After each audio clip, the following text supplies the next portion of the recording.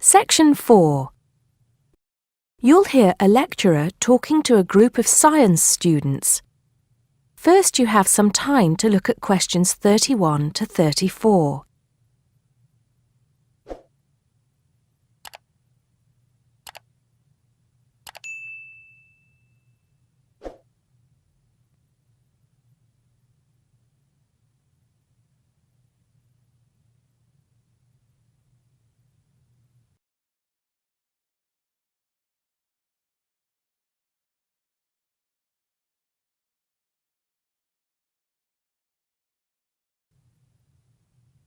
Now listen carefully and answer questions 31 to 34.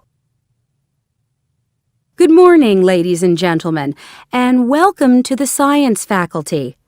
As you may know, my field of study is neurobiology, so you may be wondering what I have to say to those of you who are studying physics or chemistry or geology, even those of you who intend to become doctors.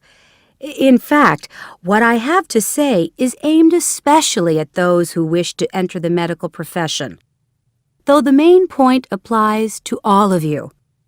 And what is my main point?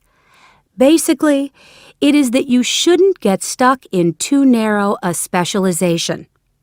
What I mean is, too often doctors and scientists become experts on one small aspect of their subject and neglect the rest. Perhaps you have heard the joke about a doctor being introduced to another doctor as an expert on the nose. "Oh, yes," said the other doctor. "Which nostril?"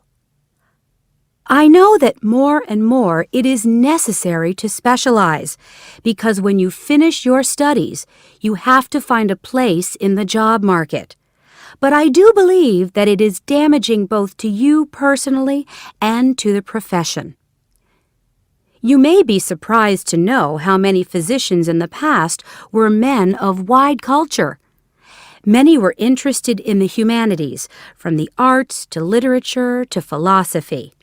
A surprising number of them, from Rabelais to William Carlos Williams, became poets, novelists, and playwrights. Men of science have written clearly and intelligently about society, psychology, and politics. This tradition is not dead. Today, such eminent scientists as Stephen Jay Gould, Jared Diamond, and Richard Dawkins are well known as popularizers of science while maintaining high standards. But more of them in a minute. I'm not saying that while you are studying anatomy, you should sign up for a course in English literature, but reading a few works of fiction in your own time will show you the human mind, just as your anatomy classes show you the human body. Science faculties and medical schools, it seems to me, now largely ignore this human dimension. Furthermore, the study of medicine, and psychology for that matter, is largely about what has gone wrong with the body and the mind. That is, it mostly deals with the abnormal. Before you hear the rest of the talk, you have some time to look at questions 35 to 40.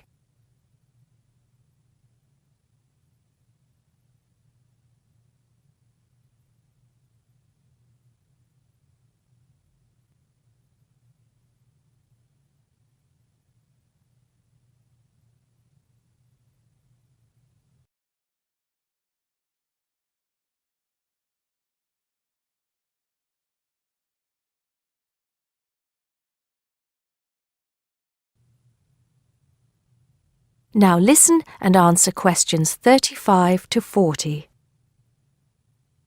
So, to try and correct this situation, if only in a small way, I have come up with some extra reading for you to do. Don't worry, I wouldn't have chosen them if I didn't think they were enjoyable as well as interesting. The first on my list I'm sure you've all heard of, even if you haven't read it. It's Bill Bryson's A Short History of Nearly Everything. Now, Don't turn your noses up at it just because it's now officially a school book and is written to entertain as well as inform. In fact, I've found it a very good bedside book. Next come a couple of the writers I mentioned earlier. Any collection of essays by Stephen Jay Gould is worth reading. He writes clearly in a language non-scientists can easily understand. In fact, a lot of his essays are responses to questions about science from the general public. He's also entertaining on the subject of baseball. Perhaps you should start with Gould's Wonderful Life. He writes brilliantly about natural history and shows how much imagination and excitement there is in scientific discovery. Then there's Jared Diamond's The Rise and Fall of the Third Chimpanzee, which shows us how close we are to the apes and forces us to look at some of the darker aspects of human nature. After reading it, you won't forget your animal ancestry. But don't let that put you off. It's very readable. You're probably saying to yourselves, just a minute, these are all science books. What about the fiction?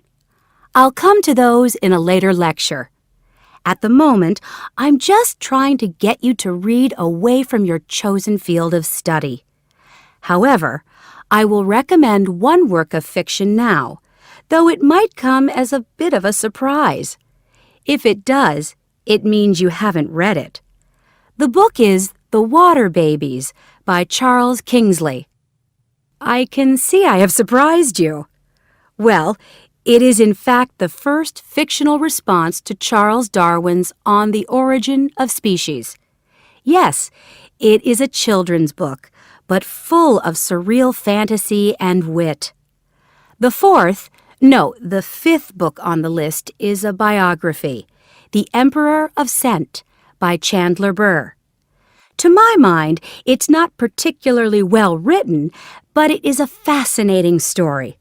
It is about Luca Turin, a biophysicist who becomes an expert on perfume, and about how he missed getting the Nobel Prize. If any of you are thinking of a career in scientific research, this book might make you think again.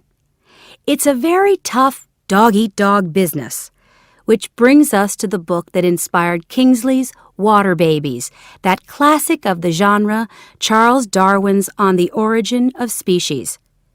If you haven't read it already, perhaps you shouldn't be here.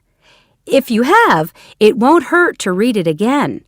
Or if you prefer, read his The Voyage of the Beagle, which, as well as being of interest to any natural historian or anyone interested in scientific method, also makes a great travel book. Well, I think that's enough to be going on with, and I can see that it's time to finish up. So please bear in mind, throughout whatever course you are studying, not to neglect other aspects of your wider, non-academic education. Thank you. That is the end of Section 4. You now have half a minute to check your answers.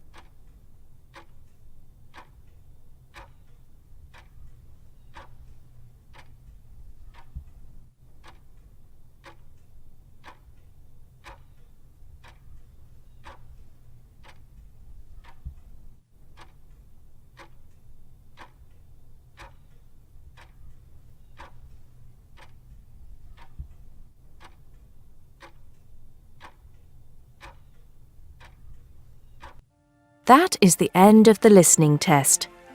You now have 10 minutes to transfer your answers to the listening answer sheet.